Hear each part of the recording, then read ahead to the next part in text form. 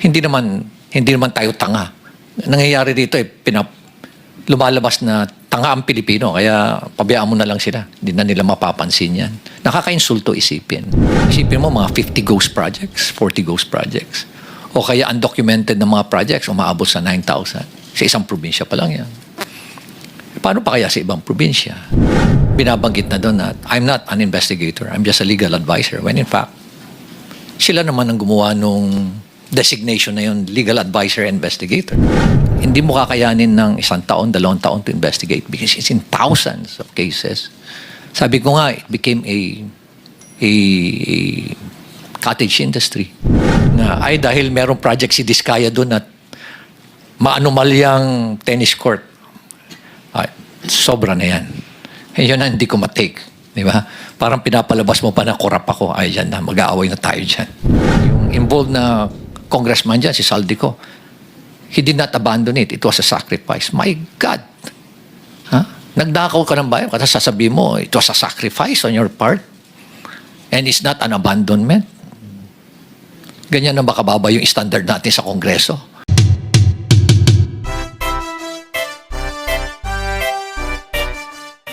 So Mayor Benjie, bago niyo po ikwento yung initiatives niyo po sa Baguio, dahil alam ko po nagpaplano na po rin po kayo mag-blockchain. Baka pwede rin po kayo magkwento ng konti sa aming lahat dito yung inyong 2 linggo nag-iimbestiga ng mga katiwalian sa ating bansa. Ano po yung mga nakita po ninyo, ano po yung mga nais niyo pong i-share rin po sa amin?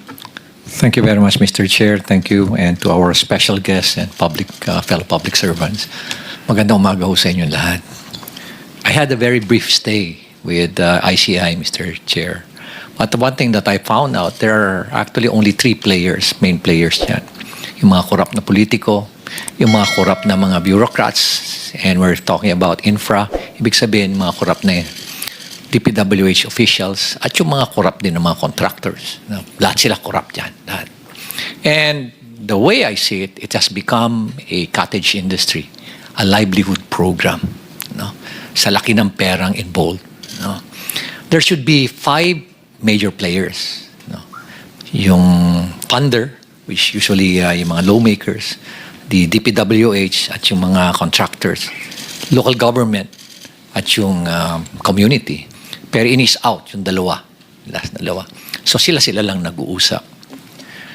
Most of the time, when we ask them, bakit hindi kayo transparent sa records? Bakit hindi nyo ilabas?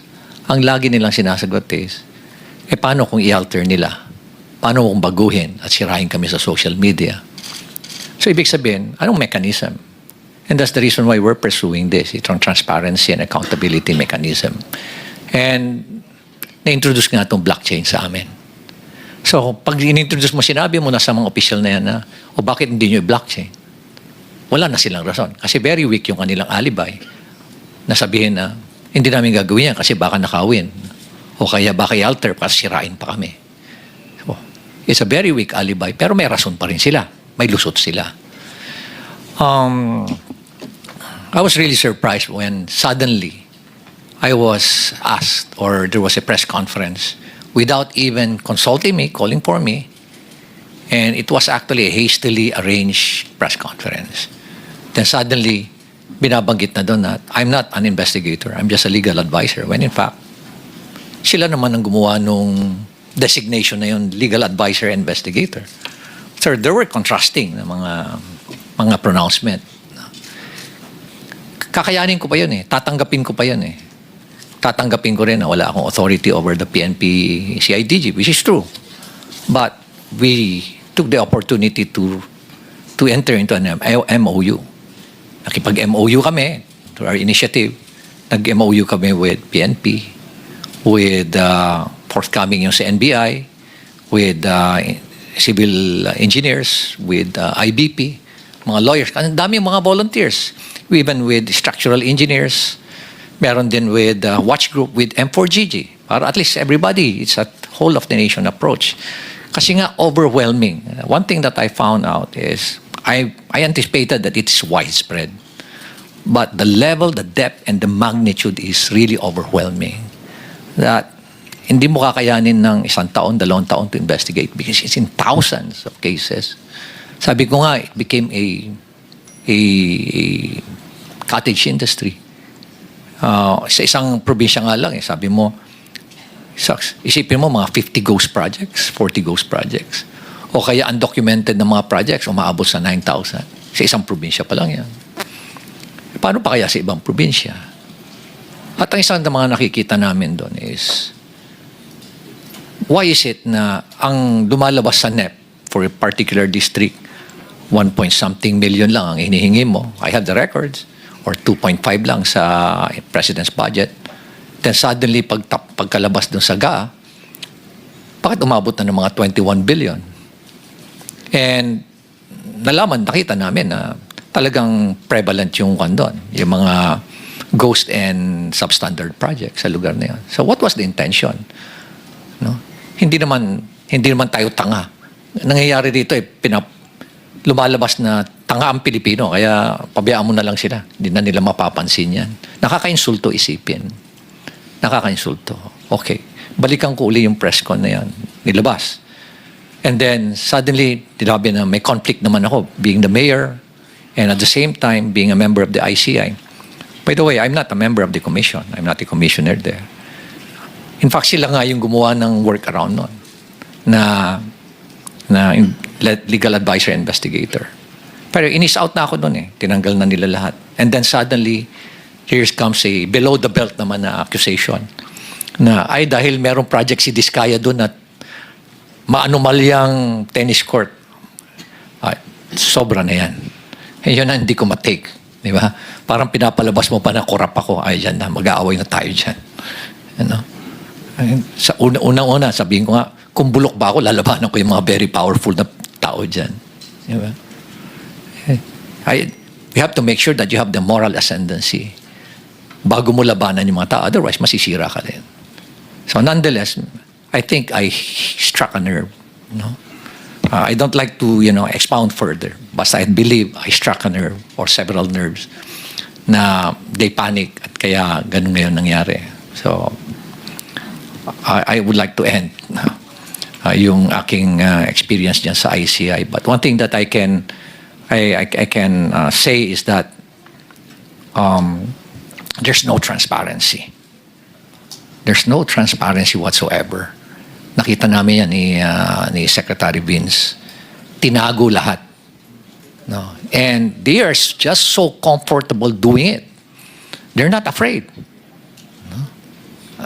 Imagine, hindi man lang nila naisip na paano ang taong bayan. Nakakainsulto pa. At ito nga, lately nga, sinabi pa na yung involved na congressman dyan, si Zaldy ko, he did not abandon it. It was a sacrifice. My God! Nagdakaw ka ng bayan, kasi sasabihin mo, it was a sacrifice on your part. And it's not an abandonment. Ganyan na ba kababa yung standard natin sa Kongreso, Mr. Chair? Ganyan na ba tayo kawalang hiya ngayon? Manhid, di ba? Napaka callousness, hypocrisy. At nakakainsulto sa mentalidad natin Pilipino. So from there, Mr. Chair, please allow me to read my position paper on why we're pursuing this blockchain initiative. Go ahead. This will just take about 5 minutes, Mr. Chair. Thank you for inviting me to share my perspective as a local chief executive and as someone who has consistently advocated for transparency, accountability, and integrity in public service. The core of our initiative is simple. The entire country has been in the public eye, nationally and globally, in another corruption scandal. And I would like to emphasize the word another, paulit-ulit, because it reflects how often we find ourselves repeating this painful cycle and how deeply rooted corruption is in our country today. It's structural, it's systemic, it's highly syndicated and well-organized, Mr. Chair. Tama na. Enough is enough. Every Filipino deserves systems that are not only efficient, but also inherently trustworthy. And with that trust must be built on systems. I would like to emphasize that trust is the cornerstone of any institution. Baguio City has made deliberate steps to use digital tools to strengthen its governance and enhance public trust. And as part of our commitment to the open government partnership, I'd like to inform you, Mr. Chair, that in the entire world, there are only about 160 local government units who are members of that OGP. It's a global network wherein follows a basic principle that local government that practices transparency, accountability, and strong citizens' participation are more progressive in terms of growth and development. And that's the reason why us, for Baguio City, we are a member of that. We strive to be a member of that. And in the entire country, out of the 1,400, almost 1,500 local government units, there are only 4 who joined the OGP. Hindi kami natatakot. Why? Sa transparency. Kung wala kang ginagawang mali, hindi ka dapat matakot. And that's why we're pursuing an open government policy.